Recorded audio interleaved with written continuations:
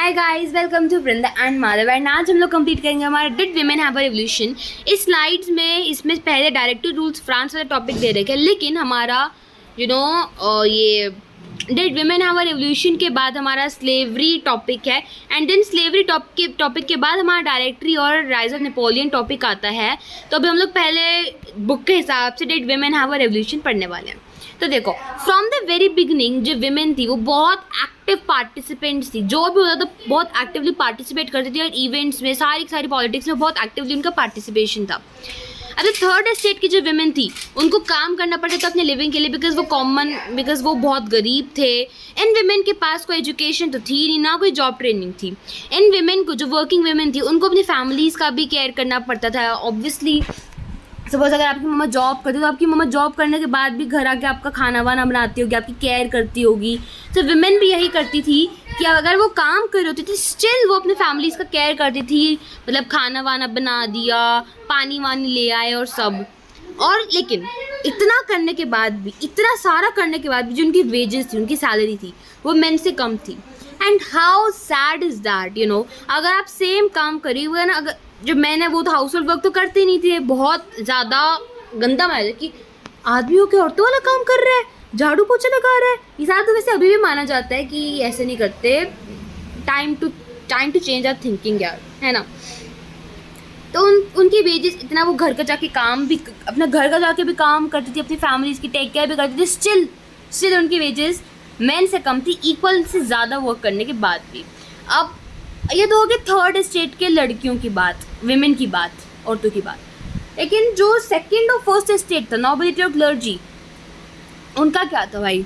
वो जो थे वो स्टडी कर सकते थे। नहीं सॉरी, ये थर्ड स्टेट की बात हो रही है। अभी हम लोग थर्ड स्टेट नीचे वाली लाइन का देखा है, हम लोग ऊपर वाली लाइन का देखेंगे। जो मिडिल क्लासेस थे, जो वेल्दियर और नोबल जो थे, ठीक है, जो नोबल्स थे, नोबल्स की जो डॉटर्स होती थी, या wealthier members of third state की जो डॉटर्स होती थी, वो कॉन्वेंट में स्टडी कर सकते थे। कॉन्वेंट मतलब एक स्कूल होता है।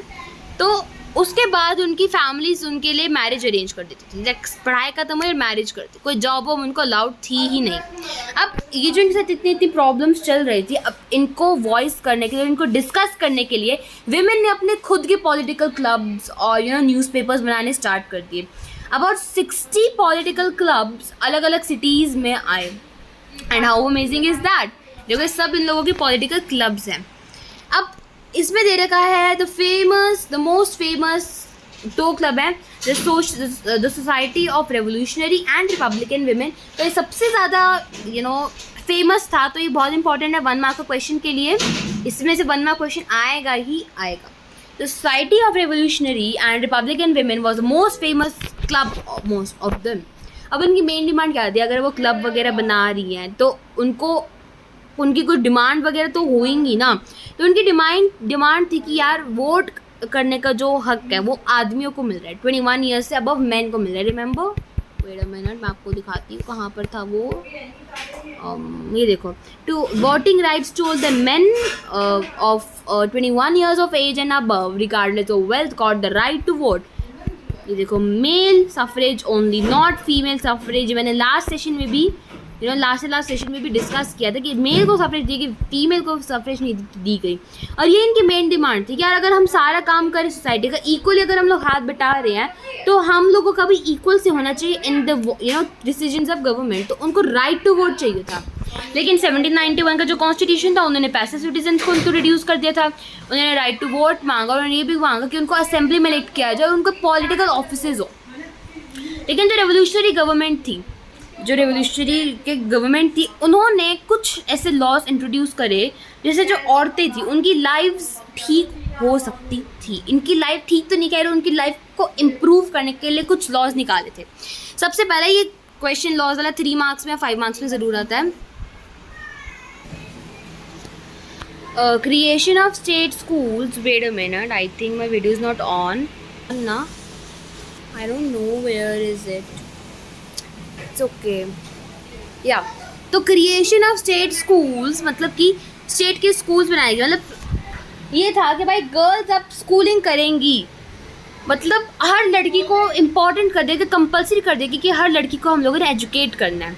देन मैरिज जो थी, शादी को एक कॉन्ट्रैक्ट बनाया गया जो फ्रीली लड़कियों को एंटर करेगा, फोर्स वेडिंग नहीं होगी। देन डाइवोर्स को लीगल कर दिया गया कि पहले क्या था, जो डाइवोर्स था, डिवोर्स खाली मेन दे सकते थे, बट जो लॉज बने इनके बाद विमेन भी दे सकती थी। अब जहाँ जो विमेन है वो जॉब्स के लिए ट्रेन कर सकती थी, आर्टिस्ट बन सकती थी और छोटे छोटे बिजनेसेस भी सेटल कर सकती थी।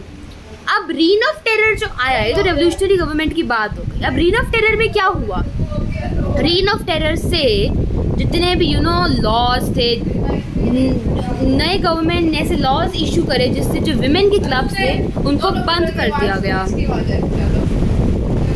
जितने भी पॉलिटिकल एक्टिविटीज़ विमेन करती थी उनको बंद कर दिया गया, उनको बैन कर दिया गया, उनके विमेन के क्लब्स को बंद कर दिया गया। जो प्रोमिनेंट विमेन थी, एक देखा आपको ओलंपी डी गॉगस, तो ओलंपी डी गॉगस जैसे जो बहुत प्रोमिनेंट विमेन थी उनको अरेस्ट किया गया, मोस्ट ऑफ द देम को एग्जीक्यूट कर दिया गया।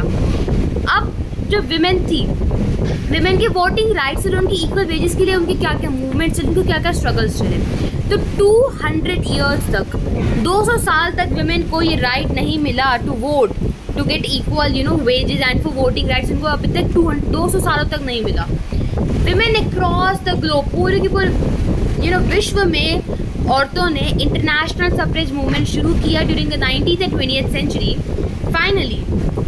फाइनली फ्रांस में 1946 में जाके विमेन को राइट टू वोट मिला। So just you can just imagine कि 200 साल तक उन्होंने इतना वेट किया, इतना इन्होंने सफरेज किया, इतना उन्होंने स्ट्रगल किया, तो 1946 में जाके उन लोगों को राइट टू वोट मिल गया। या that slave trade. Okay, so यहाँ तक हो गया। Then we'll do next in the next video. So till then, take care, bye bye.